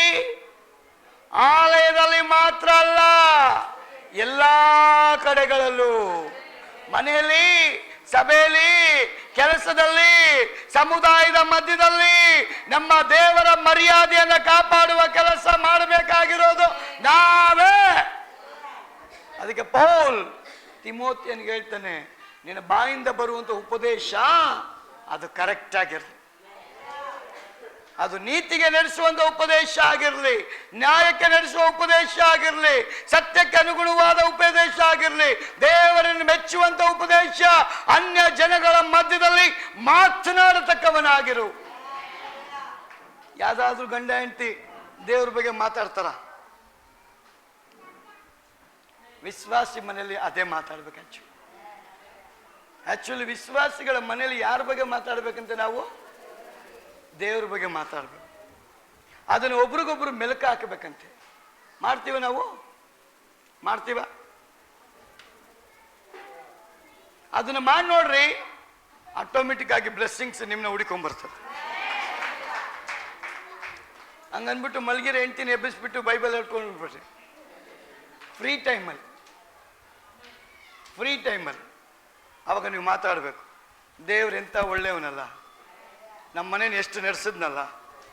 ನಾನು ಧ್ಯಾನ ಮಾಡ್ತಾ ಇರ್ತೀನಿ, ದೇವ್ರೆ ಗುಡ್ ಫ್ರೈಡೇನ ನಡೆಸಿದ್ಯಾ ಸ್ತೋತ್ರ, ಈಸ್ಟರ್ನ ನಡೆಸಿದ್ಯಾ ಸ್ತೋತ್ರ, ನನ್ನನ್ನು ಈ ದಿನ ನಡೆಸಿದ್ಯಾ ಸ್ತೋತ್ರ, ನಮಗೆ ಅವಶ್ಯಕತೆಗಳನ್ನ ಕೊಟ್ಟಿದ್ಯಾ ಸ್ತೋತ್ರ, ನಮ್ಮ ಆಸೆಗಳನ್ನ ನೆರವೇರಿಸಿದೆ ಸ್ತೋತ್ರ. ಇದನ್ನ ಯಾವಾಗ ಪ್ರಾರ್ಥನೆ ಕೂತಾಗ ಮಾತ್ರ ಹೇಳೋದಿಲ್ರಿ. ಸೋಫಾ ಮೇಲೆ ಕೂತಾಗ, ಚೇರ್ ಮೇಲೆ ಕೂತಾಗ, ಗಾಡಿ ಓಡಿಸುವಾಗ, ಮನೇಲಿರುವಾಗ, ಮಲಗಿರುವಾಗ, ಕರ್ತನನ್ನ ಧ್ಯಾನ ಮಾಡುವಾಗ ನಿನ್ನ ಮೇಲಿರತಕ್ಕ ಅಭಿಷೇಕ ಡಬ್ಬಲ್ ಆಗುತ್ತೆ, ಕಡಿಮೆ ಆಗುತ್ತೆ. ಹಲ್ಲೆಲೂಯಾ. ಶತ್ರು ಏನ್ ಮಾಡ್ತಾನೆ? ವ್ಯಾಪಾರಕ್ಕೆ ಹೋಗ್ತಾ ಇರ್ತೀರ ನೀವೆಲ್ಲ, ಇವತ್ತು ವ್ಯಾಪಾರ ಆಗಲ್ಲ, ಹೋಗೋವಾಗಲೇ ನಮ್ಮೊಳಗೆ ಬಂದು ಬಿಡ್ತದೆ. ಸಾಯಂಕಾಲ ಬರುವಾಗ 2000 ಆಗೋ ಜಾಗದಲ್ಲಿ 500 ರೂಪಾಯಿ ಆಗಿತ್ತಾ, ನಾವೇನಂತೀವಿ? ಇದು ನನಗೆ ಬೆಳಗ್ಗೆನೆ ಗೊತ್ತು ಅಂತೀವಿ. ನಿನ್ನ ನಂಬಿಕೆ ಅಂತ ನಿನಗೆ ಆಗಲಿ ಅಂತದೆ. ನಿನ್ನ ಬೆಳಗ್ಗೆನೆ ಹೇಳ್ಬೇಕು, ಸ್ವಾಮಿ ಇವತ್ತು ನನಗೆ 5000 ಬೇಕು, ನನ್ನ ವ್ಯಾಪಾರನ ಆಶೀರ್ವಾದ ಮಾಡಿ. ಅದು ನನ್ನ ಬಾಯಲ್ಲಿ ಬರೋಕ್ಕೆ ಕಲ್ತ್ರೆ ನಿನ್ನ ಬಾಯಿ ಏನು ಹೇಳ್ತೋ ನನ್ನ ದೇವ್ರ ಆಮೇಲೆ ಹೇಳ್ತಾನೆ. ನೀನು ಮೊದಲೇ ಹೇಳ್ಬಿಟ್ಟಿದ್ಯಲ್ಲ 500 ಆಗೋದಂತ, ಮತ್ತೆ 500 ಜಾಗದಲ್ಲಿ ಸ್ವಾಮಿ ಯಾಕೆ 5000 ಕೊಡ್ತಾನೆ? ಏಸು ಕೇಳ್ತಾನೆ, ನಿಮ್ಮ ಹತ್ರ ಏನಿದೆ? ಏಸು ಏನ್ ಕೇಳ್ತಾನೆ? ನಿಮ್ಮ ಹತ್ರ ಏನಿದೆ? ಎಷ್ಟು ಮೀನು, ಎಷ್ಟು ರೊಟ್ಟಿ? 2 ರೊಟ್ಟಿ. ಅದೇ ತಾನು ಹೇಳಿದ್, ನಿಮ್ಮ ಹತ್ರ ನಂಬಿಕೆ ಇದೆ ಅಂತ ಕೇಳಿದ್ನ? ನಿಮ್ಮ ಹತ್ರ ಏನಿದೆ ಅಂತ ಕೇಳ್ತಾನೆ. ಅದೇ ಯೇಸು ಇವತ್ತು ಕೇಳ್ತಾನೆ, ನಿನ್ನ ಹತ್ರ ಏನಿದೆ? ನಿನ್ನ ಒಳಗಿರೋದನ್ನ ಕರ್ತನಿಗೆ ಕೊಟ್ರೆ ಅದನ್ನು ಮಲ್ಟಿಪ್ಲೈ ದೇವ್ರು ಮಾಡಿ. ಅವ್ರು ಹೇಳ್ತಾರೆ, ಸ್ವಾಮಿ ರೊಟ್ಟಿ ಮತ್ತೆ ಮೀನಿದೆಯಪ್ಪ, ಅದನ್ನು ತಗೊಂಬನ್ರಿ ಅಂದ. ಅದನ್ನು ತಗೊಂಬನ್ರಿ, ಅವನ್ ಬ್ಲೆಸ್ ಮಾಡ್ತಾನೆ. ದೇವರಿಗೆ ಸ್ತೋತ್ರ ಮಾಡಿ ಅದನ್ನು ಮುರಿದು ಶಿಷ್ಯರಿಗೆ ಹೇಳ್ತಾನೆ, ಇದನ್ನು ಹಂಚ್ರಿ ಅಂತ. Hallelujah, hallelujah. ನೋಡ್ರಿ, ಎಲ್ಲಾ ಕೂಟದಲ್ಲೂ ಅಧಿಕವಾಗಿ ಬರೋದು ಯಾರು? ಎಲ್ಲಾ ಕಡೆ ಅಧಿಕವಾಗಿ ಕಾಣೋದು ಯಾರು? ಸ್ತ್ರೀಶಕ್ತಿಯಲ್ಲಿ ನೋಡಿದ್ರು ಅವ್ರೆ, ಬ್ರಹ್ಮಕುಮಾರಿಲಿ ನೋಡಿದ್ರು ಅವ್ರೆ, ಎಲ್ಲಾ ಧರ್ಮಸ್ಥಳದ ಸಂಘದಲ್ಲಿ ಇರೋದು ಅವ್ರೆ, ವಾರ ವಾರ ಚೀಟಿಲಿ ನೋಡಿದ್ರು ಅವ್ರೆ, ಯಾವ ರಿವೈವಲ್ ಮೀಟಿಂಗ್ ಅಲ್ಲಿ ನೋಡಿದ್ರು ಅವ್ರೆ. ಹೌದಾ ಇಲ್ಲ? ಹೌದಾ ಇಲ್ರಿ? ಜಗಳ ಮಾಡೋದು ಅವ್ರೆ, ಬಿಡ್ಸಕ್ ಹೋಗೋದು ಅವ್ರೆ, ಕಂಪ್ಲೇಂಟ್ ಕೊಡೋದು ಅವ್ರೆ, ಕಂಪ್ಲೇಂಟ್ ಇಸ್ಕೊಳ್ಳೋದು ಅವ್ರೆ. ಆದ್ರೆ ಇಲ್ಲಿ ಡಿಫ್ರೆಂಟ್ ಏನಪ್ಪಾ ಅಂದ್ರೆ, ಸ್ವಾಮಿ ಬರೆಸ್ತಾನೆ, ಈ ಕೂಟದಲ್ಲಿ 5000 ಗಂಡಸರು. ಒಂದು ಅಲ್ಲೇಲು ಹೇಳ್ರಿ,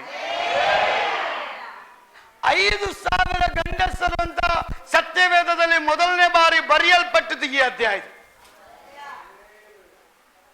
ಅದರ ಅರ್ಥ 5000 ಗಂಡಸರಿಗೆ ಅವ್ರ ಹೆಂಡತೀರು ಬಂದ್ರೆ ಎಷ್ಟಾಯ್ತು? ಒಂದೊಂದು ಫ್ಯಾಮಿಲಿಗೆ 2 ಮಕ್ಕಳಂದ್ರೆ ಎಷ್ಟಾಯ್ತು? ಹತ್ತತ್ರ ಒಂದು 25-30 ಸಾವಿರ ಜನಕ್ಕೆ ಆ ಮೀನು ರೊಟ್ಟಿಯನ್ನು ದೇವರು ಹಂಚುತ್ತಾರೆ. ಕಾರಣ ಏನ್? ನಮ್ಮ ನಂಬಿಕೆನ ದೇವರು ಹೆಚ್ಚಿಸ್ತಾ ಇದ್ದಾರೆ. ಹಾಗಾದ್ರೆ ನೀನು ಯಾವುದು ದೇವರ ಸನ್ನಿಧಾನದಲ್ಲಿ ಮೊದಲನ್ನ ತೆಗೆದುಕೊಂಡು ಬರ್ತೀಯೋ, ದೇವರು ಹೇಳ್ತಾನೆ, ಮೊದಲು ಈ ಮಗಳು ನನಗೆ ಸ್ಥಾನಮಾನ ಕೊಟ್ಟ ನಿಮಿತ್ತ ಈ ಮಗಳನ್ನ ಸೋಲಕ್ಕೆ ನಾನು ಬಿಡಲ್ಲ, ನಾಚಿಕೆ ಪಡಿಸಕ್ಕೆ ನಾನು ಬಿಡಲ್ಲ, ಅವಮಾನಕ್ಕೆ ನಾನು ಬಿಡಲ್ಲ. ದೇವರಿಗೆ ಯಾರು ಪ್ರಾಮುಖ್ಯತೆ ಕೊಡ್ತಿರೋ ಅವರ ಲೈಫಲ್ಲಿ ದೇವ್ರ ಪ್ರಾಮುಖ್ಯತೆ ಕೊಡ್ತಾರೆ. ಅದಕ್ಕೆ ಪೌಲ್ ಹೇಳ್ತಾನೆ, ಅಳತೆ ಮಾತುಗಳಿಗೆ ನೀನೆಲ್ಲಿರು, ಈ ಆಟಕ್ಕೆ ನಾನು ಬರಲ್ಲ. ಯಾವ ಆಟಕ್ಕೆ? ಹಂಗನ್ಬಿಟ್ಟು ಮಾತಾಡಬಾರ್ದು ಅಂತಲ್ಲ, ಮಾತಾಡಬೇಕು. ಅವ್ರನ್ನ ಎಲ್ಲಿ ಸರಿ ಮಾಡಬೇಕು ಅಲ್ಲಿ ಸರಿ ಮಾಡಬೇಕು. ಆ ಕೆಲಸ ನಾನು ಮತ್ತು ನೀವು ಮಾಡಬೇಕು. ಅವನು ಹೇಳ್ತಾನೆ, ಅಳತೆ ಮಾತುಗಳಿಗೆ ದೂರವಾಗಿರು, ಅವುಗಳಿಗೆ ಮನಸ್ಸು ಕೊಡುವವರು ಹೆಚ್ಚೆಚ್ಚಾಗಿ ಯಾರಂತೆ? ಪೌಲ್ ಹೇಳ್ತಾನೆ, ಅಂತ ಕಾರ್ಯಗಳಿಗೆ ಹೆಚ್ಚಾಗಿ ಮನಸ್ಸು ಕೊಡುವವರು ಭಕ್ತಿ ಹೀನರು. ಆ ಮಾತಾಡೋದ್ರಿಂದ ನಿಮ್ಗೆ ಭಕ್ತಿ ಜಾಸ್ತಿ ಆಗಲ್ಲ, ಇರೋ ಭಕ್ತಿ ಕಮ್ಮಿ ಆಗಿಬಿಡ್ತದೆ. ಅದು ದೇವರು ಹೇಳ್ತಾನೆ, ಯಾರು ಭಯಭಕ್ತಿ ಉಳ್ಳವರಾಗಿದ್ದೀರೋ ಅವ್ರು ನಿಶ್ಚಿಂತೆ ಆಗಿರ್ತಾರಂತೆ. ಪರಾತ್ಮರನ್ನ ಮೊರೆ ಕೇಳುವ ಸರ್ವಶಕ್ತನ ಆಶ್ರಯದಲ್ಲಿ ಸುರಕ್ಷಿತನಾಗಿರ್ತಾನೆ. ಅದಕ್ಕೆ ಒಂದು ಜ್ಞಾನೋಕ್ತಿ 1:33 ಹೇಳ್ತದೆ, ಯೆಹೋವನಲ್ಲಿ ಭಯಭಕ್ತಿ ಉಳ್ಳ ಕುಟುಂಬ, ಪುರುಷ, ಸ್ತ್ರೀ, ವ್ಯಕ್ತಿ ಯಾರೇ ಆಗಿದ್ರು ಯೆಹೋವನಲ್ಲಿ ಭಯಭಕ್ತಿ ಉಳ್ಳುವವರ ದಿನಗಳು ವೃದ್ಧಿ ಆಗುತ್ತೆ, ಅವರ ಜ್ಞಾನ ಬೆಳವಣಿಗೆ ಆಗುತ್ತೆ, ಅವರೆಲ್ಲ ಅಪಾಯಗಳಿಂದ ಅವರು ಬಿಡುಗಡೆ ಆಗ್ತಾರಂತ ಸತ್ಯವೇದ ಹೇಳ್ತದೆ. ಪ್ರಿಯ ಸಹೋದರ ಸಹೋದರಿ, ಪೌಲ್ ತಿಮೋತಿಯನಿಗೆ ಹೇಳ್ತಾನೆ, ದೇವರ ದೃಷ್ಟಿಯಲ್ಲಿ ನೀನೇನಾಗಿರು, ದೋಷ ಇಲ್ಲದವನಾಗಿರು, ನೀನು ಕೊಟ್ಟ ಕೆಲಸವನ್ನು ನಂಬಿಗಸ್ತನಾಗಿ ಮಾಡು. ಯಾವುದು ಸತ್ಯವಾಗಿದೆ ಅದನ್ನ ಹಿಡ್ಕೋ, ಮಾನ್ಯವಾಗಿದೆ ಅದನ್ನ ಹಿಡ್ಕೋ, ನ್ಯಾಯವಾಗಿದೆ ಅದನ್ನ ಹಿಡ್ಕೋ, ಶುದ್ಧವಾಗಿದೆಯೋ ಅದನ್ನ ಹಿಡ್ಕೋ, ಕ್ರಿಸ್ತನು ತೋರಿದಾಗ ಪ್ರೀತಿನ ನೀನು ತೋರೋನಾಗಿರು. ಇವೆಲ್ಲವನ್ನ ನೀನು ಮಾಡುವಾಗ ದೇವರು ಅವನಿಗೆ ಕೀರ್ತಿನ ಹೊಂದ್ಕೊಂಡು ನಿನ್ನನ್ನು ಕೀರ್ತಿಗೆ ಕೊಂಡು ತರ್ತಾನೆ. ಹಲ್ಲೇಲೂಯಾ. ಕಡೆ ಮಾತೊಂದು ಹೇಳಿ ನಾನು ಮುಗಿಸೋದಕ್ಕೆ ಇಷ್ಟಪಡ್ತೀನಿ. ಸ್ಥಿರವಾದ ಹೆಸರು ನಿಜವಾದ ವಿಶ್ವಾಸಿಗೆ ಮಾತ್ರ ಅಂತ. ಸ್ಥಿರವಾದ ಹೆಸರು ಅಂದ್ರೆ ಶಾಶ್ವತವಾದ ಹೆಸರು. ಅದು ಯಾರಿಗೆ? ಯೇಸುವನ್ನು ಅಂಗೀಕರಿಸಲ್ಪಟ್ಟವರಿಗೆ ಮಾತ್ರ. ಬರೀ ಯೇಸು ಹೆಸರು ಹೇಳ್ಕೊಳ್ಳೋರಿಗೆ ಮಾತ್ರ ಅಲ್ರಿ, ಅವನನ್ನು ಅನುಸರಿಸುವಂತ ಪ್ರತಿಯೊಬ್ಬರಿಗೂ ಅದು ಶಾಶ್ವತವಾದ ಹೆಸರಾಗಿ ದೇವರು ಮುದ್ರೆ ಹೊಡಿತಾರಂತೆ. ಆಮೆನ್. ಒಂದು ದಿನ 13 ವರ್ಷದ ಹುಡುಗಿ ತನ್ನ ಊರನ್ನು ಬಿಟ್ಟು ಬೇರೆ ಊರಿಗೆ ಹೋದ್ಲಂತೆ. ಅಲ್ಲಿ ಲಾಮ ಅಂತ ಗೊತ್ತಾ? ಲಾಮ ಅಂದ್ರೆ ಯಾರು? ಲಾಮಗಳು ಅಂತ ಯಾರನ್ನ ಕರೀತಾರೆ? ಬೌದ್ಧ ಧರ್ಮದ ಗುರುಗಳಿಗೆ ಲಾಮ ಅಂತ ಕರೀತಾರೆ. ಯಾರಿಗೆ? ಬೌದ್ಧ ಧರ್ಮದ ಗುರುಗಳಿಗೆ ಲಾಮಗಳು ಅಂತ ಕರೀತಾರೆ. ಒಂದು ಹುಡುಗಿ 13 ವರ್ಷದ ಹುಡುಗಿ ತನ್ನ ಊರನ್ನು ಬಿಟ್ಟು ಬೇರೆ ಊರಿಗೆ ಬರ್ತಾಳೆ. ಅಲ್ಲಿ ಲಾಮ ಅಂತ ಒಬ್ಬ ಗುರುನ ಅವಳು ಕಾಣ್ತಾಳೆ. ಆ ಹುಡುಗಿ ಆ ಲಾಮನಿಗೆ ಹೇಳ್ತಾಳೆ, ನಾನ್ ಯೇಸು ಕ್ರಿಸ್ತನ ಮಗಳು, ನಾನು ಯೇಸುವನ್ನ ಸ್ವೀಕಾರ ಮಾಡಲ್ಪಟ್ಟ ಮಗಳು. ಹಾಗೆ ಹೇಳುವಾಗ ಲಾಮ ಕೇಳ್ತಾನೆ, ನಿಮ್ಮ ತಂದೆ ಕ್ರಿಶ್ಚಿಯನ್ನ ನೀವು ಅಂತ ಕೇಳ್ತಾಳೆ. ಆಕೆ ಹೇಳ್ತಾಳೆ, ಇಲ್ಲ, ನಾವು ಹಿಂದೂಗಳೇ, ನಾವು ಅನ್ಯರೇ. ನಮ್ಮ ಮನೆಗೆ ಒಂದು ಪಾದ್ರಿ ಬಂದಾಗ ಯೇಸುವನ ಕುರಿತು ಮಾತನಾಡಿದ್ರು. ಯೇಸುನೇ ನಿಜ ದೇವರು, ಯೇಸುನೇ ಸತ್ಯ ದೇವರು, ಯೇಸುನೇ ನಮಗಾಗಿ ಆ ಪಾಡುಗಳನ್ನು ಹೊತ್ತುಕೊಂಡು ರಕ್ತವನ್ನು ಸುರಿಸಿ ಶಿಲುಬೆ ಮೇಲೆ ತೂಗಲ್ಪಟ್ಟು ಎಲ್ಲಾ ಬಾಧೆಗಳನ್ನು ಹೊತ್ತಂತ ಯೇಸು ನಿಜವಾದ ವಿಮೋಚಕನು ಅಂತ ಅವರು ಹೇಳಿದ್ರಲ್ಲ. ಆ ಯೇಸುವಿನ ಬಗ್ಗೆ ಮಾತನಾಡುವಾಗಲೇ ನನ್ನ ಹೃದಯ ಯೇಸುವನ್ನು ಸ್ವೀಕಾರ ಮಾಡಿಬಿಡ್ತು. ಆಗ ನಾನು ನಂಬಿದ್ದೇನೆ, ನನ್ನ ಪಾಪ ಶಾಪ ಕರ್ಮಗಳಿಗಾಗಿ ಲೋಕದಲ್ಲಿ ನಮಗೋಸ್ಕರ ಸತ್ತಿದ್ದಾನೆ ಅಂದ್ರೆ ಯೇಸು ಕ್ರಿಸ್ತನು ಒಬ್ಬನೇ. ಆದ ಕಾರಣ ಯೇಸುವನ್ನ ನಾನು ಸ್ವಂತ ರಕ್ಷಕನನ್ನಾಗಿ ಸ್ವೀಕಾರ ಮಾಡಿದ್ದೇನೆ ಅಂತ ಆ ಲಾಮ ಗುರುಗೆ ಅವಳು ಹೇಳುವಾಗ ಅವನಿಗೆ ಒಂದೇ ಕೋಪ ಈಕೆ ಮೇಲೆ. ನಮ್ಮ ಧರ್ಮವನ್ನು ಬಿಟ್ಟು ಅನ್ಯ ಧರ್ಮದ ದೇವರನ್ನ ನೀನು ಸ್ವೀಕಾರ ಮಾಡಿಕೊಂಡು ಬಿಟ್ಟೆ ಅಂತ ಕೋಪಗೊಂಡವನಾಗಿ ಆ ಚಿಕ್ಕ ಪ್ರಾಯದ ಮಗಳನ್ನ ಒಂದು ಕತ್ತಲೆ ಮನೆ ಒಳಗೆ ಎತ್ಕೊಂಡು ಹೋಗಿ ಊಟ ನೀರು ಕೊಡದೆ 4 ದಿನಗಳ ಕಾಲ ಆ ಕತ್ತಲೆ ಕೋಣೆ ಒಳಗೆ ಹಾಕಿ ಅವನು ಬಂದ್ಬಿಡ್ತಾನೆ. ಆ ಕತ್ತಲೆ ಕೋಣೆ ಒಳಗಿರತಕ್ಕ ಸಹೋದರಿ ಭಯ ಪಡದೆ ಅವಳು ದೇವರಿಗೆ ಪ್ರಾರ್ಥನೆ ಮಾಡ್ತಾಳೆ, ಸ್ವಾಮಿ ನಿನ್ನ ನಾಮದಲ್ಲಿ ಈ ಒಂದು ಪರಿಶೋಧನೆಗೆ, ಶೋಧನೆಗೆ, ಇಕ್ಕಟ್ಟಿಗೆ, ತೊಂದರೆಗೆ ಒಳಗಾಗುವಂತ ಸೌಭಾಗ್ಯ ನೀನ್ ನನಗೆ ಕೊಟ್ಟದಕ್ಕಾಗಿ ಸ್ತೋತ್ರ. ಇಂಥ ಒಂದು ಸೌಭಾಗ್ಯವನ್ನ ನಿನ್ನ ನಾಮದಲ್ಲಿ ದಾಟತಕ್ಕ ಒಂದು ಕೃಪೆ ನೀನ್ ಕೊಟ್ಟದಕ್ಕಾಗಿ ಸ್ತೋತ್ರಪ್ಪ. ಈ ಒಂದು ಹೋರಾಟವನ್ನ, ಈ ಒಂದು ಶೋಧನೆಯನ್ನ ಗೆಲ್ಲುವಂತ ಕೃಪೆ ನೀನ್ ನನಗೆ ಕೊಡು ಸ್ವಾಮಿ ಅಂತ ಕತ್ತಲೆ ಮನೆಯಲ್ಲಿ ಇರತಕ್ಕ ಹುಡುಗಿ ದೇವರಿಗೆ ಪ್ರಾರ್ಥನೆ ಮಾಡ್ತಾ ಇರ್ತಾಳೆ. 4 ದಿನದಲ್ಲಿ 4ನೇ ದಿನ ಲಾಮ ಅವಳು ಹೇಗಿದ್ದಾಳೆ ಅಂತ ನೋಡೋದಕ್ಕೋಸ್ಕರ ಬರುವಾಗ ಒಂದು ಸಣ್ಣ ಧ್ವನಿಯಲ್ಲಿ ಒಂದು ಶಬ್ದ ಬರ್ತಾ ಇರ್ತದೆ. ಅವನು ಕದ್ದು ಮುಚ್ಚಿ ಅವಳು ಯಾರ ಜೊತೆ ಮಾತನಾಡ್ತಾ ಇದ್ದಾಳೆ, ಅವಳ ಜೊತೆ ಯಾರಿದ್ದಾರೆ,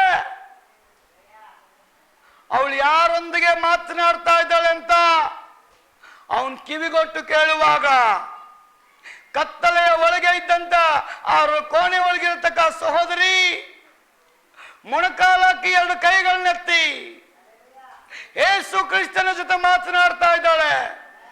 ದೇವರೇ, ನಮ್ಮ ಪಾಪಗಳಿಗಾಗಿ, ಶಾಪಗಳಿಗಾಗಿ ಶಿಲುಬೆಯ ಮೇಲೆ ತೂಗಲ್ಪಟ್ಟು ನಿನ್ನ ಮಕ್ಕಳಾಗಿ ನಮ್ಮನ್ನು ಸ್ವೀಕಾರ ಮಾಡಿದ್ಯಲ್ಲ, ನನ್ನನ್ನ ನಿನ್ನ ಮಗಳಾಗಿ ಸ್ವೀಕಾರ ಮಾಡಿಕೊಂಡ ಹಾಗೆ ಆ ಲಾಮ ಗುರುವನ್ನ ನಿನ್ನ ಮಗನಾಗಿ ಸ್ವೀಕಾರ ಮಾಡಿಕೋ. ಅವ್ರ ತಪ್ಪನ್ನ ಕ್ಷಮಿಸಪ್ಪ. ಅವ್ರು ಗೊತ್ತಿಲ್ದಿರ ನನಗೆ ಶಿಕ್ಷೆ ಕೊಟ್ಟಿದ್ದಾರೆ, ಅವ್ರ ರಕ್ಷಣೆಗೆ ತಗೊಂಬ ದೇವರೇ. ಅವ್ರ ಆತ್ಮ ನಾಶ ಆಗಿ ಹೋಗೋದು ಬೇಡ, ನರಕಕ್ಕೆ ಹೋಗೋದು ಬೇಡ. ಅವರು ಅಪಸತ್ಯ ದೇವರನ್ನ ಆ ಲಾಮ ಗುರು ಕಂಡುಕೊಳ್ಳಿ ಅಂತ ಇಕ್ಕಟ್ಟಿನ ಪರಿಸ್ಥಿತಿಯಲ್ಲಿ ಅವಳು ಪ್ರಾರ್ಥನೆ ಮಾಡೋದನ್ನ ಈ ಲಾಮ ಗುರು ಕೇಳಿಸ್ಕೊಂಡು ಮನ ಒಡೆಯಲ್ಪಟ್ಟವನಾಗಿ, ಅಯ್ಯೋ ಯೇಸು ಕ್ರಿಸ್ತನನ್ನು ಅಂಗೀಕರಿಸಿಕೊಂಡ್ಲು ಅಂತ ನಾನು ಕೋಪಗೊಂಡವನಾಗಿ, ಕತ್ತಲೆ ಕೋಣೆಗೆ ಹಾಕಲ್ಪಟ್ಟಂತ ಈ ಮಗಳು, ಊಟ ಇಲ್ಲ, ನೀರಿಲ್ಲ, ಸೌಕರ್ಯ ಯಾವುದು ಇಲ್ಲ, ಇಂಥ ಪರಿಸ್ಥಿತಿಯಲ್ಲೂ ನನ್ನ ಪರವಾಗಿ ಯೋಚನೆ ಮಾಡ್ತಾ ಇದ್ದಾಳಲ್ಲ, ನನ್ನ ಪಾಪಕ್ಕಾಗಿ ಯೇಸುವಿನ ಬಳಿ ಇವಳು ಮೊರೆ ಇರ್ತಾ ಇದ್ದಾಳಲ್ಲ ಅಂತ ಮನ ಒಡೆಯಲ್ಪಟ್ಟವನಾಗಿ ಕಣ್ಣೀರಾಕಿ ಅವನು ಯೇಸುವನ ಸ್ವೀಕಾರ ಮಾಡಿದ ಕೂಡಲೇ ಆ ಹುಡುಗಿಗೆ ಬಿಡುಗಡೆ ಮಾಡ್ತಾನೆ. ಆ ಕತ್ತಲ ಕೋಣೆಯಿಂದ ಬಿಡುಗಡೆ ಮಾಡಿ ಅವಳ ಕಾಲಿಗೆ ಅಡ್ಡ ಬೀಳ್ತಾನಂತೆ. ಅಮ್ಮ, ನೀನ್ ಯಾರಂತ ಗೊತ್ತಾಗಿಲ್ಲಮ್ಮ, ಇಂಥ ಕಷ್ಟದಲ್ಲೂ ನೋವಿನಲ್ಲೂ ನಿನಗೆ ಪ್ರಾಬ್ಲಮ್ ಕೊಟ್ಟಂತ ನನಗೋಸ್ಕರ ಆ ಸತ್ಯ ದೇವರು ಯೇಸು ಅಂತ ನಂಬಿ ನೀನ್ ನನಗಾಗಿ ಪ್ರಾರ್ಥನೆ ಮಾಡಿದ್ಯಲ್ಲ, ಇವತ್ತಿನಿಂದ ಆ ದೇವರನ್ನ ನನ್ನ ದೇವರಾಗಿ ಸ್ವೀಕಾರ ಮಾಡ್ಕೊ. Hallelujah, hallelujah. ಆದ ಕಾರಣ ಆ ಸತ್ಯ ದೇವರನ್ನ ಆರಾಧನೆ ಮಾಡುವಂತ ನಾವು ಅವನಿಗೆ ಮೆಚ್ಚುಗೆಯಾಗಿ ನಾವು ಜೀವಿಸ್ತಾ ಇದ್ದೀವಿ. ಆಗ ನಿಮ್ಮ ನಂಬಿ ಈ ಗ್ರಾಮನ ನಿಮ್ಮ ಕೈಗೆ ದೇವರು ಕೊಟ್ಟಿದ್ದ. ನಿಮ್ಮ ಮೇಲೆ ನಂಬಿಕೆ ಇಟ್ಟು ಈ ಗ್ರಾಮವನ್ನ ದೇವರು ನಿಮ್ಮ ಕೈಗೆ ಕೊಟ್ಟಿದ್ದಾನಲ್ಲ, ಈ ಗ್ರಾಮದ 1 ಜನ ಅಮೂಲ್ಯ ಮುತ್ತುಗಳಾಗಿ ದೇವರು ಬಯಸ್ತಾನೆ. ಅಮೂಲ್ಯ ಮುತ್ತುಗಳಾಗಿ ನೀವು ಬಯಸ್ತಾ ಇದ್ದೀರಾ? ಆ ಮನೆ ರಕ್ಷಣೆಗಾಗಿ ನೀವು ಬಯಸ್ತಾ ಇದ್ದೀರಾ?